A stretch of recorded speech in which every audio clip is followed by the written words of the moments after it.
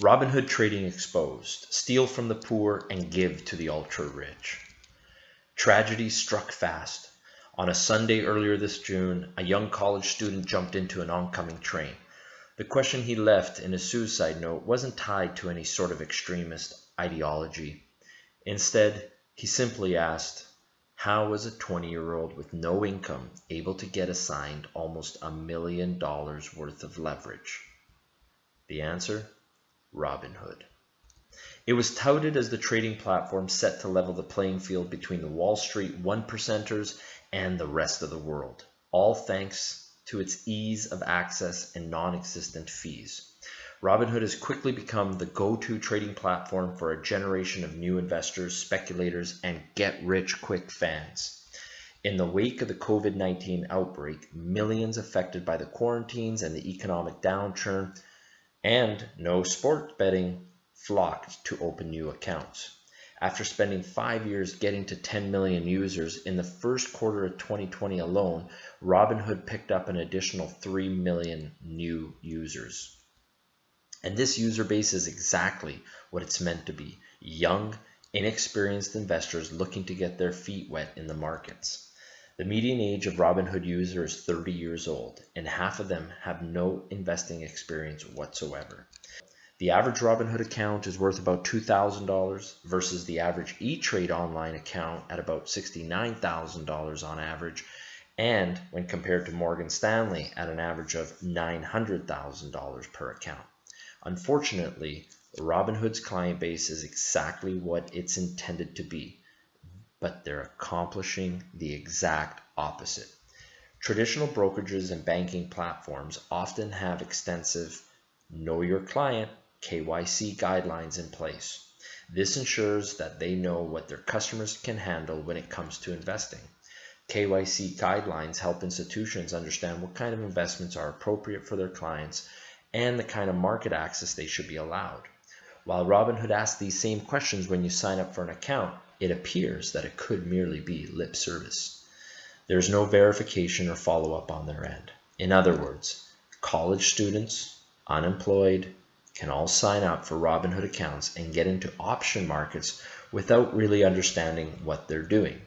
Now, it's easy to blame the uneducated investors for playing with fire and getting burnt. But at the end of the day, the responsibility lies with Robinhood to ensure that their users are what they say they are. It's the same reason why you get ID checked when you buy cigarettes or alcohol at the store. Selling alcohol to a minor means fines and jail time. But there's no need for Robinhood to do the same because there aren't any penalties for them failing their KYC due diligence. And as long as that stays the case, it'll continue to be detrimental for them to do so. Please, if you're watching this, share this with all your friends who trade online. After all, why would they not want their users to get access to high-risk investments they don't understand, like option spreads? Even though trades on Robinhood are commission-free, they still make revenue from order flow, and that's a whole other can of worms. Zero commission does not mean zero cost. At the end of last year, Robinhood was fined $1.25 million by the Financial Industry Regulatory Authority, called FINRA, for letting its brokers front-run its order flow. Now, what does that mean, front-run? How does Robinhood actually make money stealing from the poor to give to the rich? When Robinhood receives orders from its users, it does not send those orders directly to a market exchange. Instead, it sends them to one of 5 market maker firms who then execute the trades on their behalf. This forms Robinhood's revenue model.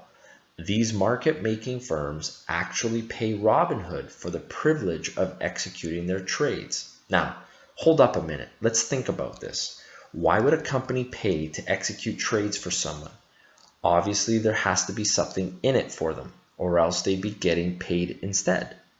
Well, when these companies receive order flow from Robinhood, they're getting the best payment of all, information on future trades that will happen. In other words, with this information in hand, these companies can place trades on their own ahead of Robinhood users using super fast algo computer trading systems and that's also known as front running.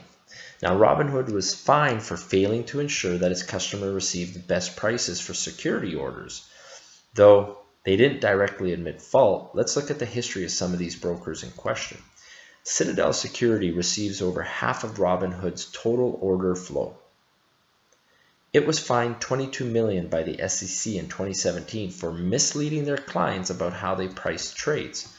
Wolverine Security, who gets 15% of Robinhood's orders, was fined $1 million in 2015 for failing to prevent insider trading. These are the firms that pay Robinhood to place your trades. That's how Robinhood can afford its commission-free business. And as for that fine FINRA hit them with, what does a $1.25 million fine even mean to a company that is valued at $8 billion? Never forget, there's no such thing as a free lunch. Don't feed Robinhood or his merry men.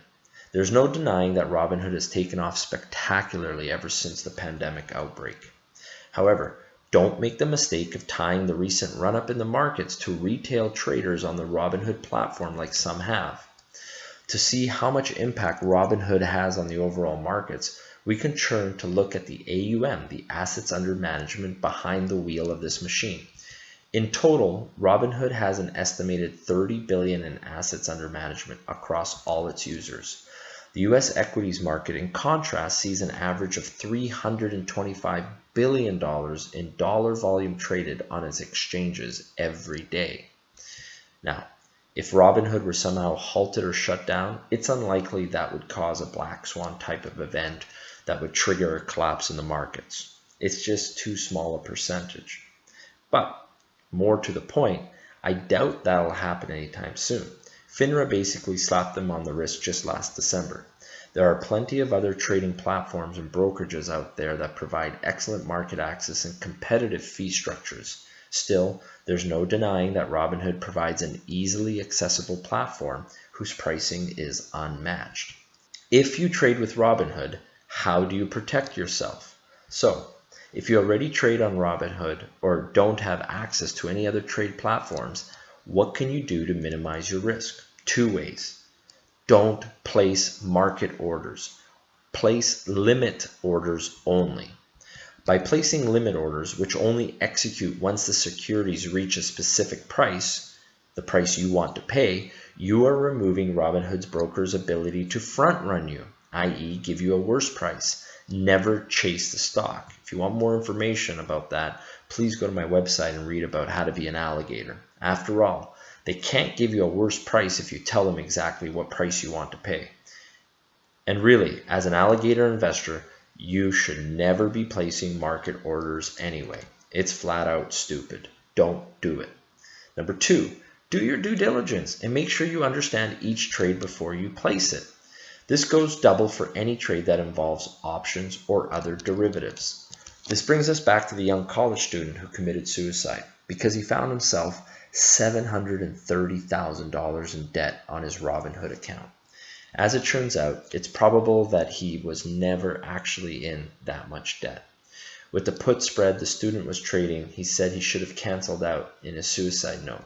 What may have happened is that his options were exercised without the underlying securities assigned to his account.